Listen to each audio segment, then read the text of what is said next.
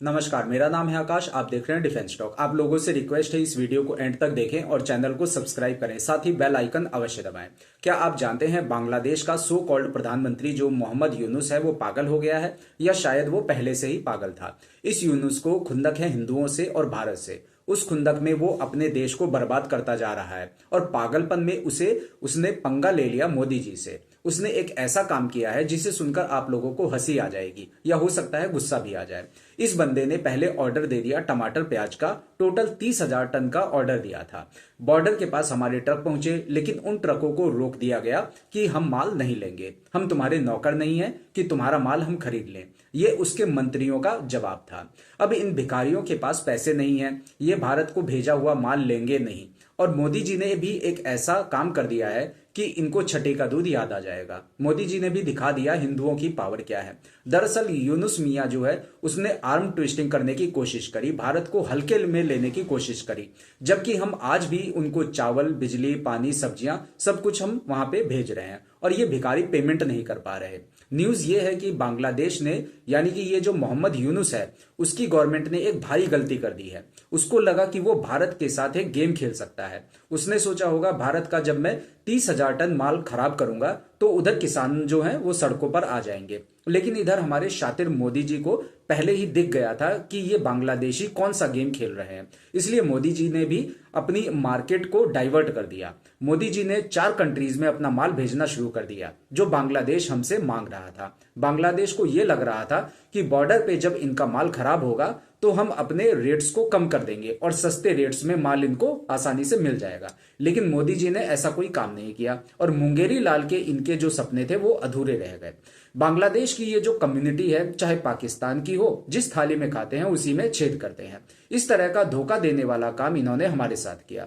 भारत जो है इनके मुंह में खाना फीड कर रहा था। इन्होंने हमारे हाथ काटने की कोशिश करी। हमारे जो ट्रक्स थे बॉर्डर पर पहुंचे, उन सबको इन्होंने क्या किया, ब्लॉक कर दिया। 30,000 टन माल लेकर ट्रक्स बॉर्डर पर वहां पे खड़े होकर इंतजार कर रहे थे। प्याज टमाटर कितने दिनों तक इंतजार करते, वो कुछ टाइम के बाद सड़ने गलने लग जाते।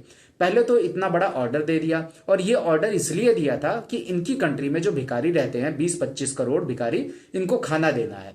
और मोहम्मद यूनुस बदले की आग में उसने क्या किया, सारे माल को वेस्ट करने की साजिश रच डाली ताकि ये सड़ जाए। सिर्फ अपनी पॉलिटिकल ईगो को सेटिस्फाई करने के लिए मोहम्मद यूनुस ने यह चालाकी दिखाई, और भारतीयों को दिखाने के लिए कि हम आपसे इतनी ज्यादा नफरत करते हैं। लेकिन इस बंदे ने उस नफरत में अपनी ही कंट्री के लोगों को सफर करवा दिया।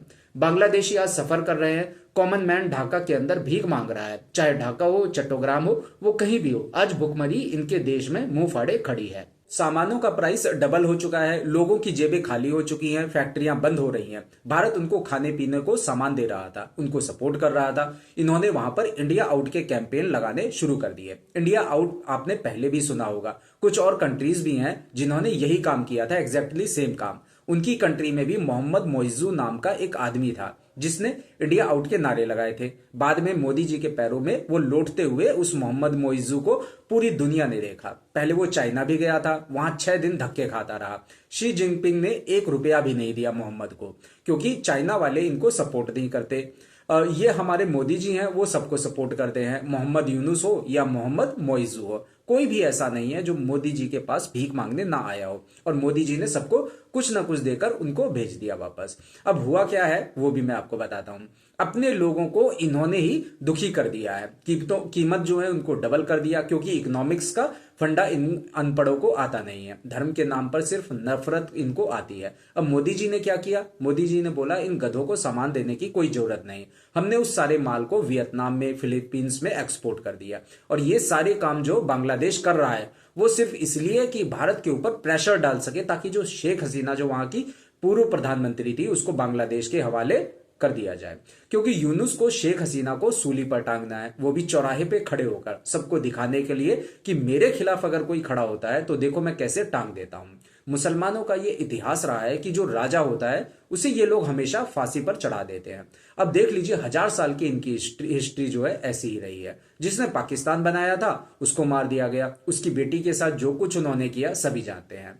तो मोहम्मद यूनुस का जो प्लान है वो है इंडिया को टारगेट करना, क्योंकि अमेरिका ने इसे बिठाया है, इसी काम के लिए बिठाया है। ये शुरू से ही पपेट था वेस्ट का। नोबेल प्राइज जो मिला था इसको फ्री में मिल गया था। और दूसरा ये कि गद्दी पे आते ही पाकिस्तान से दोस्ती करने लग गया, ताकि पाकिस्तान और बांग्लादेश दोनों मिलकर भारत को तंग कर सके, उनको भारत को परेशान कर सके।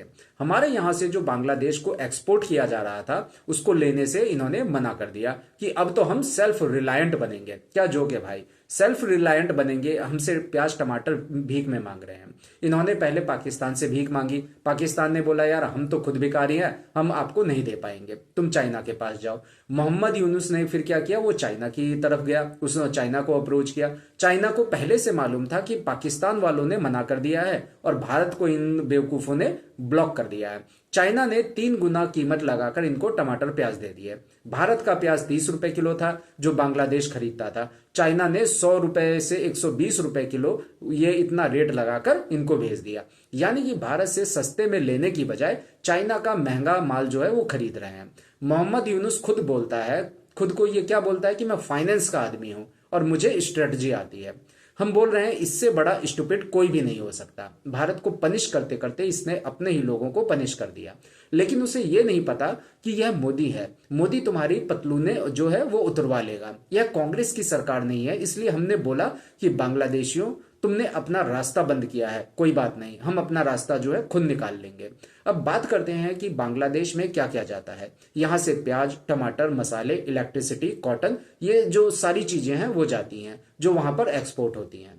ये जो प्याज है, टमाटर है, 45% भारत से जाता है, यानी कि आधी से ज्यादा जो कंट्री है हमारे माल पर निर्भर है। बिजली 100% हमारे यहां से जा रही है और हम जिस दिन बिजली कट ऑफ कर देंगे उस दिन पता लग जाएगा कि बिजली क्या होती है। और बांग्लादेश ने सिर्फ डेस्परेशन में आकर ये सारे काम कर दिए क्योंकि पाकिस्तान ने, चाइना ने, कुछ और लोगों ने अमेरिका में बैठकर इनको ये करने को बोला था।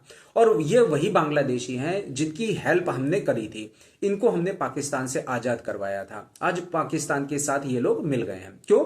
क्योंकि उधर भी उम्मा इधर भी उम्मा। अब हमें अपनी पॉलिसी जो है वो चेंज करनी पड़ेगी। जो कोई भी इलीगल है या लीगल है जो भारत में आए हैं 1947 से लेकर अब तक ये इलीगली भारत में रह रहे हैं, ये हमारे कभी नहीं हो सकते। और इसका उदाहरण मैं आपको बताता हूं। बांग्लादेश के अंदर जैसे ही यूनुस आया, घर घर में से जो जिहादी थे वो बाहर निकल गए। इन्होंने पहला काम क्या किया, एंटी इंडिया एजेंडा जो था वो चलाना शुरू कर दिया। इंडिया आउट के नारे लगाने शुरू कर दिए। हम भारतीयों को लगता था कि क्या लगता था हम भारतीयों को कि हमने बांग्लादेश बनाया है, ये हमारे साथ हैं, तो घर घर से जिहादी बाहर कैसे निकलें।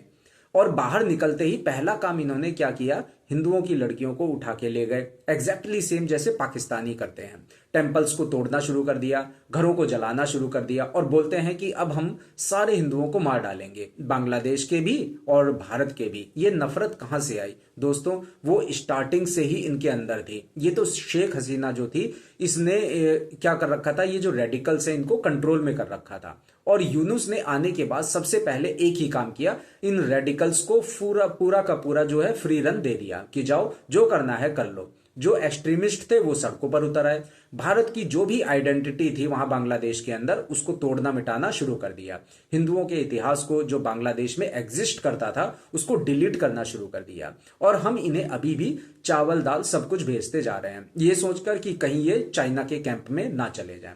और ये जो उन्होंने बॉर्डर के पास टमाटर प्याज का ऑर्डर रोका है, यह सिग्नल है हार्डलाइनर्स का कि देखो भारत के साथ हम लड़ाई लड़ रहे हैं, अब हम हिंदुओं के ऊपर फतह करेंगे। बांग्लादेश में उन्होंने यह काम करना शुरू कर दिया और साथ में जो झंडा है बांग्लादेश का उसको ग्रेटर बांग्लादेश बनाकर नॉर्थ ईस्ट का पार्ट उसके अंदर दिखाना शुरू कर दिया। यानी कि उन्होंने जो ट्रेड को, मैप्स को एक वॉर की तरह यूज करना शुरू कर दिया। ये लोग अब हमारे कल्चर के, हमारी सभ्यता के खिलाफ उठ खड़े हुए हैं। इतना हेट्रेड है इनके दिलों में। ये तो बांग्लादेश के अंदर का ये हाल है और जो भारत के अंदर है उनके अंदर और भी ज्यादा हेट्रेड जो है वो पल रहा है। पार्लियामेंट में खड़े होकर भारत माता की जय नहीं बोलेंगे, लेकिन रहेंगे भारत में और बोलेंगे हमें शरिया कानून चाहिए। ये इनकी असलियत है। और वो कंट्री जिसके लिए हमारे सोल्जर्स ने अपनी जान दी ताकि बांग्लादेश को आजाद किया जा सके, आज वो हमें आंखें दिखा रहे हैं, अल्लाह की झूठी कस्में खा रहे हैं।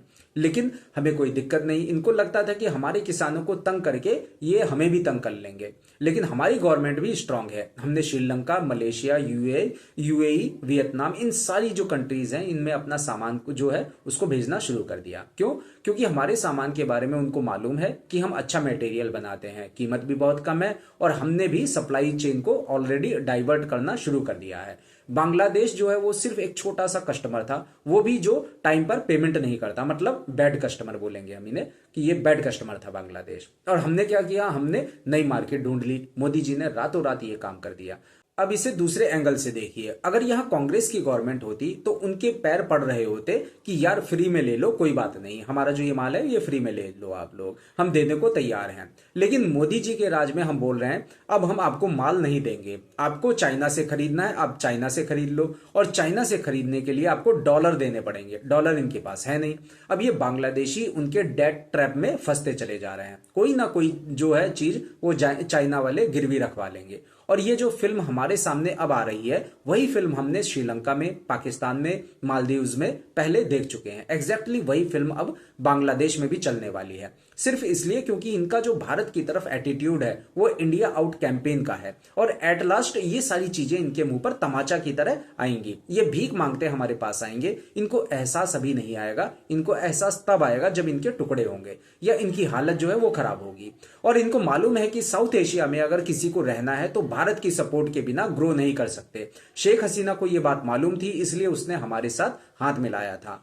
और जब शेख हसीना थी भारत के साथ, बांग्लादेश की हालत जो थी वो बहुत अच्छी थी, उसके हालात बहुत अच्छे थे। हम इनका ग्रोथ इंजन बने, एंकर हम बने, और तेजी से आगे हम चल रहे थे और इनको भी साथ लेकर चल रहे थे। लेकिन मोहम्मद यूनुस को इसलिए बिठाया था कि वहां पर जब दिक्कतें आएंगी लोग भागकर भारत में जाएंगे और वो भारत की डेमोग्राफी है जो उसको चेंज करेंगे और इस भारत के फिर से टुकड़े हो जाएंगे। यूनुस का यही प्लान था। दोगले बांग्लादेश ने अपनी औकात दोबारा दिखा दी, और जो इनके इलीगल्स भारत में बैठे हैं, मोदी जी ने इनको बाहर निकालना शुरू कर दिया है। इन बांग्लादेशियों को बिजली देनी बंद करो, ये डीजल हमसे लेते हैं, कॉटन हमसे लेते हैं, कपड़े हमसे लेते हैं, और इनके घरों में जो लाइट जल रही है वो हमसे लेते हैं। अगर इनको बिजली चाहिए जाके चाइना से ले लो, पाकिस्तान से ले लो, हम उधारी पर इनको बिजली देते हैं। 1 साल हो गया इन्होंने हमारी पेमेंट तक नहीं करी। इनकी जो गारमेंट इंडस्ट्री है वो भारत के रॉ मटेरियल से चलती है। कांग्रेस ने हमारे यहाँ मिल्स बंद करवा के बांग्लादेश में लगवा दी, और ये अब हमें आंखें दिखाते हैं। तो ये जो सारा काम है नोबेल पीस विनर यूनुस ने जो शुरू किया है, भारत से नफरत में किया है,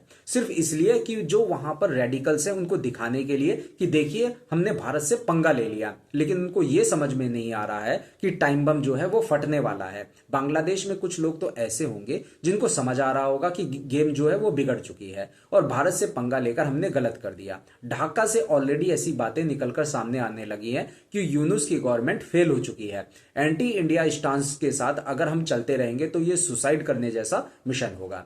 हिस्ट्री बताती है कि जब आप किसी को धोखा देते हैं तो आपको बहुत बड़ी कीमत चुकानी पड़ती है, और बांग्लादेश ने अब वो कीमत चुकानी शुरू कर दी है। यहां पर अगर कांग्रेस की सरकार होती तो ये नफरत भी नहीं होती, क्योंकि उधर भी ऐसी मानसिकता होती और इधर भी सेम वैसी ही मानसिकता होती। ये जो सोच रहे थे कि हमारे टमाटर प्याज यहां बॉर्डर के पास सड़ जाएंगे, अब भारत के खिलाफ नफरत में ये सड़ने वाले हैं। आप लोग मोहम्मद यूनुस और बांग्लादेश के भविष्य के बारे में क्या कहना चाहेंगे, कमेंट करके मुझे अवश्य बताएं। आपसे अनुरोध हमारे चैनल को सब्सक्राइब करें ताकि आने वाली जो वीडियोस हैं वो आप लोगों तक आसानी से पहुंच सके। हमारी इस वीडियो को ज्यादा से ज्यादा शेयर करें, लाइक करें और कमेंट करके अपनी राय अवश्य बताएं। जय हिंद।